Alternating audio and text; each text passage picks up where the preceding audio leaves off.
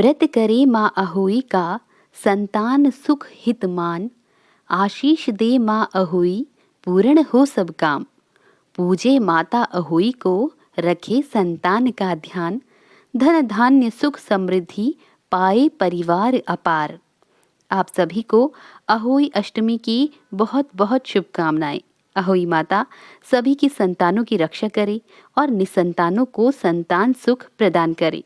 तो चलिए आज इस शुभ अवसर पर हम सब अहोई माता की कथा का श्रवण करते हैं।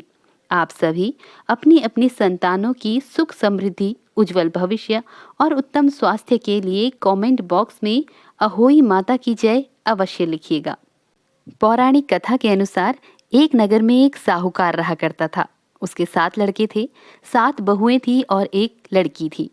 दीपावली से पहले कार्तिक अष्टमी को सातों बहुएं अपनी एक लौती ननद के साथ जंगल में मिट्टी लेने गई।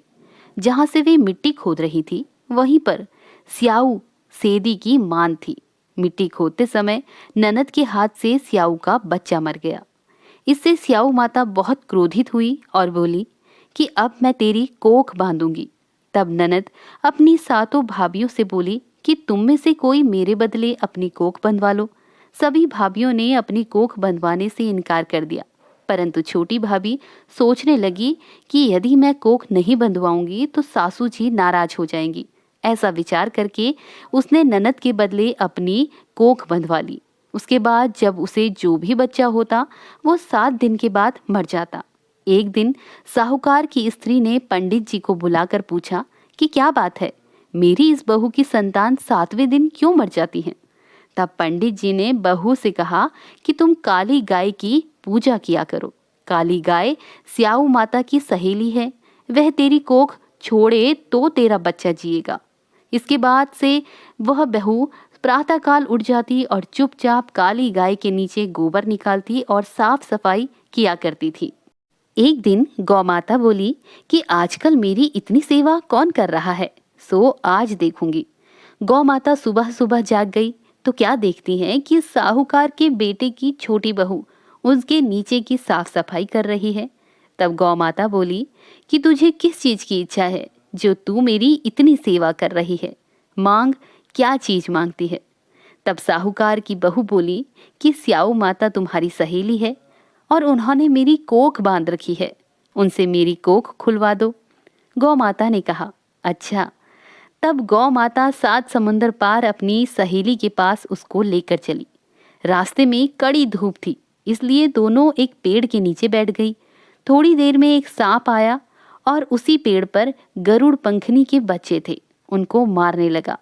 तब साहूकार की बहू ने सांप को मारकर ढाल के नीचे दबा दिया और बच्चों को बचा लिया।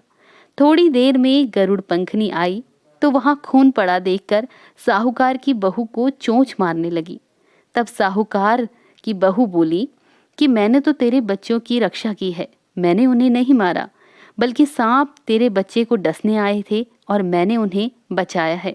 ये सुनकर गरुड़ पंखनी खुश होकर बोली कि मांग, तू क्या मांगती है।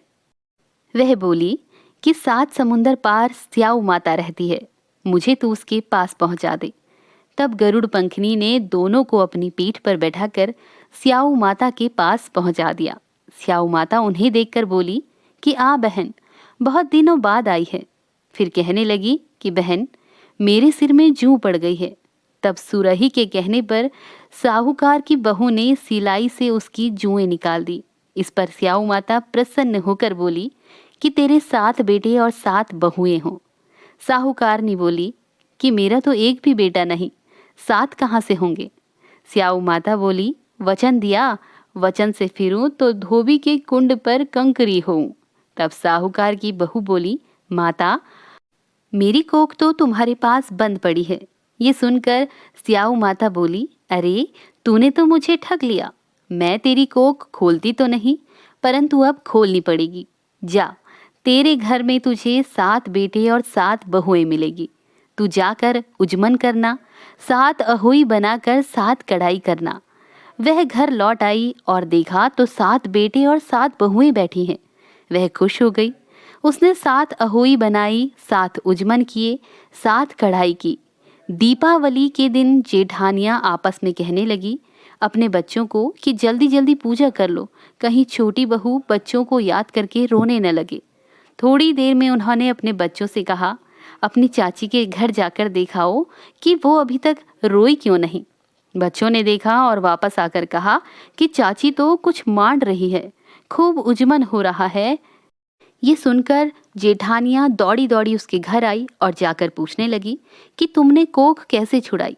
वह बोली, तुमने तो कोख बंधा ही नहीं, मैंने बंधा ली। अब स्याऊ माता की कृपा से मेरी कोख खुल गई है। हे स्याऊ माता, जिस प्रकार उस साहूकार की बहू की कोख खोली, उसी प्रकार हमारी भी खोलियो, सबकी खोलियो। कहने वाले, हुंकार भरने वाले, सब परिवार की नारियों की कोख खोल देना, यही हम सब की आपसे विनती है। बोलिए स्याऊ माता की जय। तो आइए अब हम सब मिलकर अहोई माता की आरती करते हैं।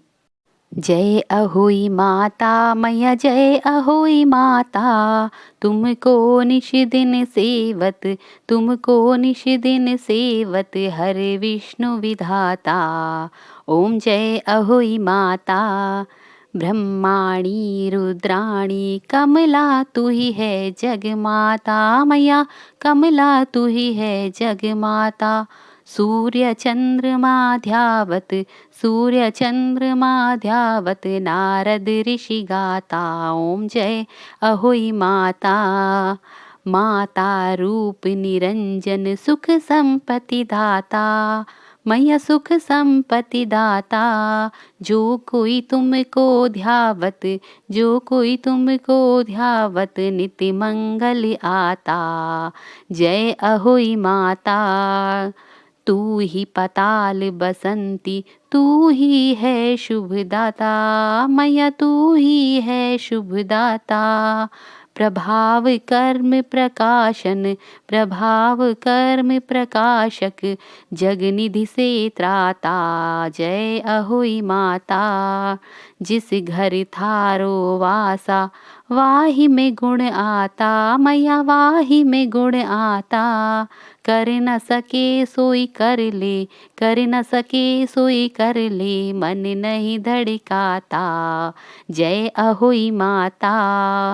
तुम बिन सुख ना होवे, पुत्र न कोई पाता, मैया पुत्र न कोई पाता। खान पान का वैभव, खान पान का वैभव, तुम बिन नस जाता। जय अहोई माता। शुभ गुण सुंदर युक्ता, शीर निधि जाता, मैया शीर निधि जाता। रतन चतुर्दश तोकु, रतन चतुर्दश तोकु, कोई नहीं पाता। जय अहोई माता। श्री अहोई माँ की आरती जो कोई गाता, मैया जो कोई भी गाता। उर उमंग अति उपजे, उर उमंग अति उपजे, पाप उतर जाता। जय अहोई माता। बोलिए अहोई माता की जय।